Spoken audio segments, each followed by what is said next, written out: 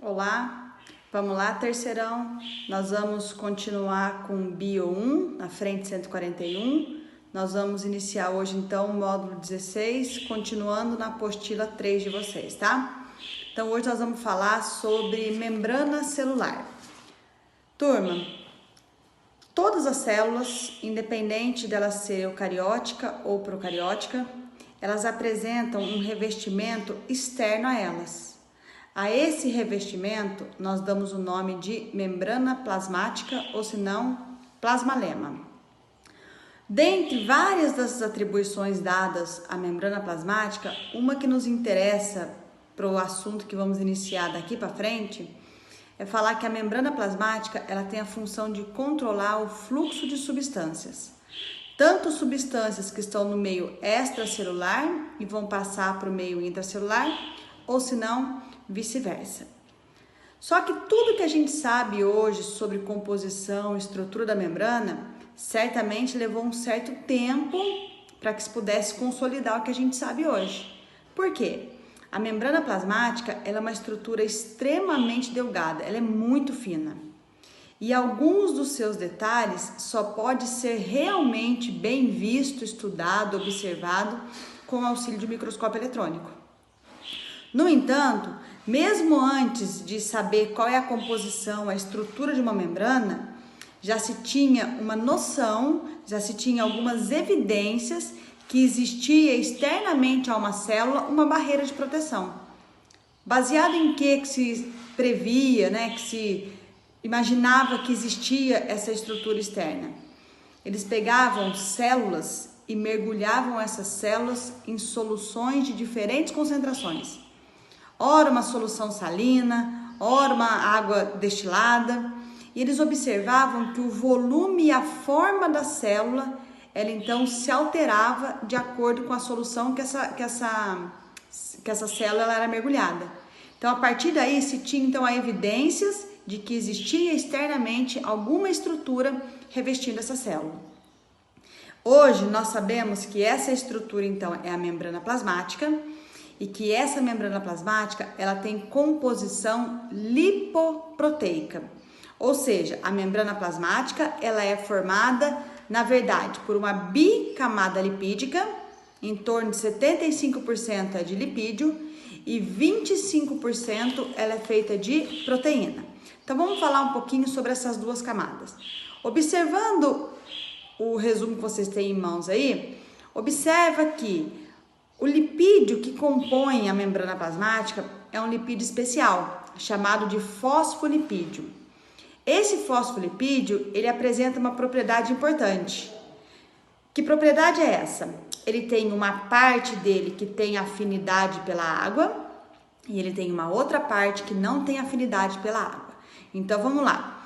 A cabeça, vamos dizer assim, a bolinha do lipídio, a gente chama ela de cabeça, é a parte hidrofílica, ou seja, é a parte que tem afinidade pela água.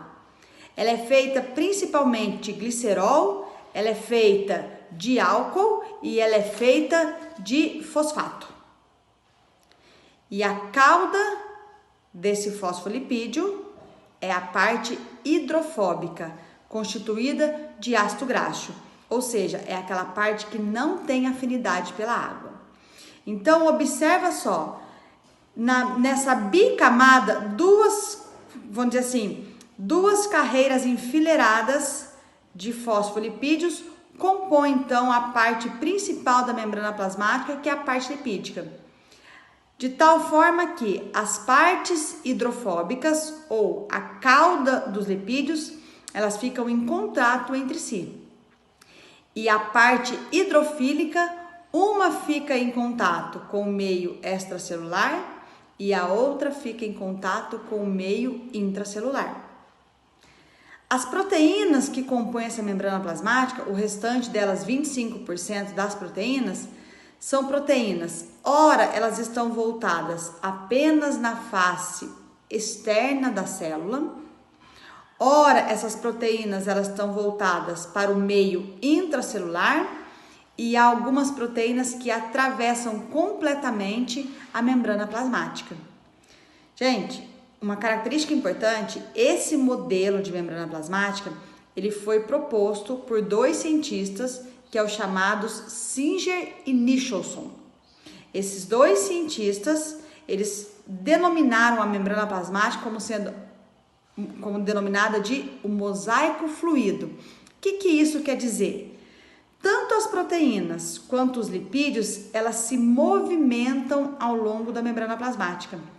E ao movimentar, ela permite então uma certa fluidez para que substâncias, até mesmo como a água, que vamos dizer assim, tem que atravessar uma parte da membrana hidrofóbica, consiga então atravessar a membrana plasmática. Então essa constante fluidez, um dos fatores que auxilia é a movimentação das moléculas de lipídio e de proteína que se dão ao longo da membrana plasmática. O que ajuda a dar fluidez à membrana plasmática é o colesterol.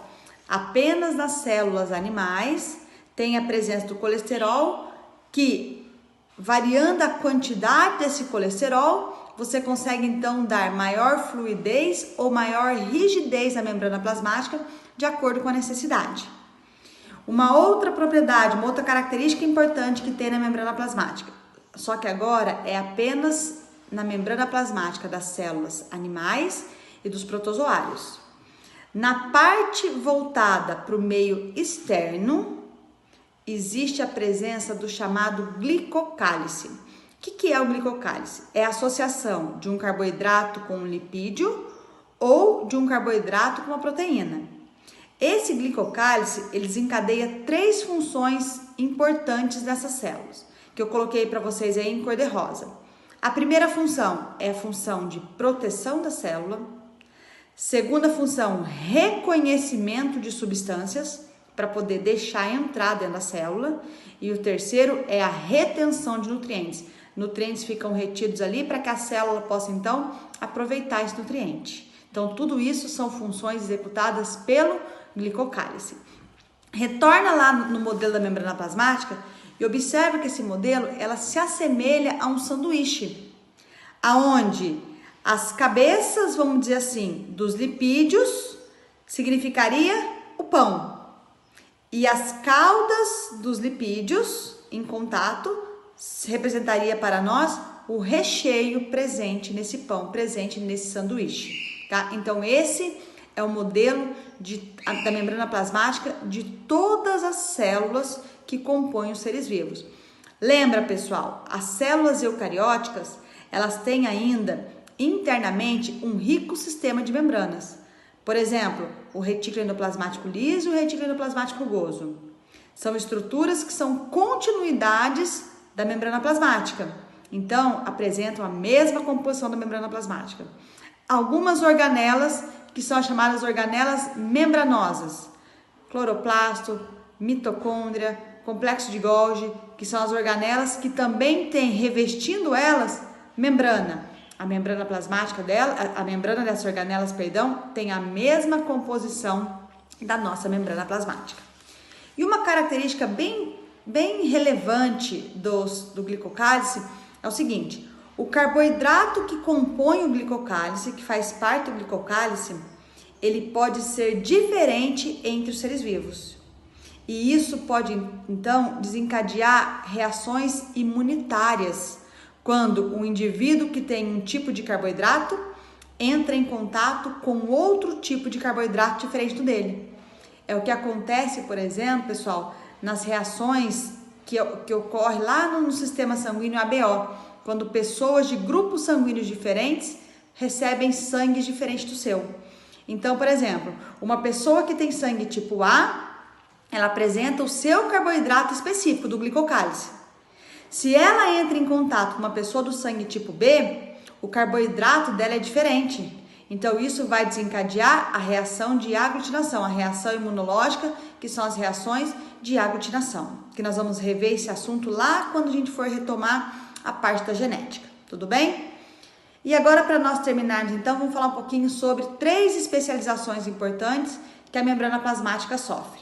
Por que especializar? Por que se diferenciar? A membrana plasmática, ela sofre algumas dessas diferenciações para que elas possam executar funções diferenciadas. Além da função de controle do fluxo de substância, ela ainda pode executar uma outra função. Primeira das especializações é as chamadas vilosidades ou microvilosidades. O que são isso? São expansões da membrana plasmática semelhante a luvas, aos dedos de uma luva.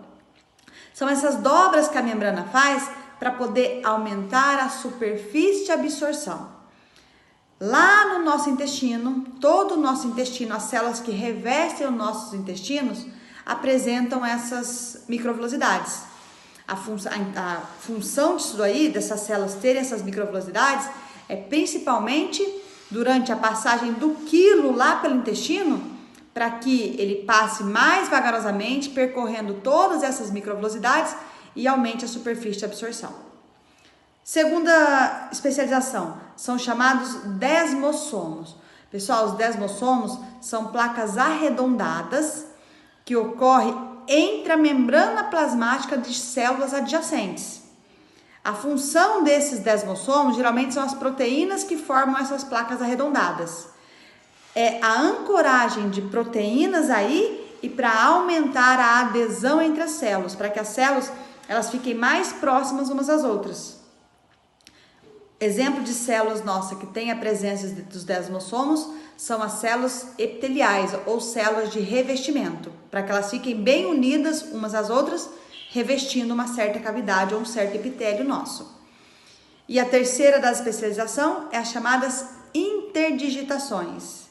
Também são expansões semelhantes a dedos que ocorrem entre a membrana plasmática de células adjacentes para que uma célula consiga então uma ancoragem melhor, uma adesão, uma ancoragem melhor uma na outra.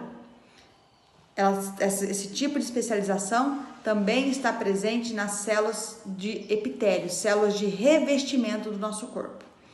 Pessoal, tudo isso que nós estamos vendo então, que nós acabamos de ver agora, foi um apanhado sobre o que é a nossa membrana plasmática. A partir da nossa próxima aula, nós vamos passar então a ver os mecanismos que envolvem o transporte via membrana plasmática. Tá ok? Um abraço para todo mundo e qualquer dúvida é só me chamar.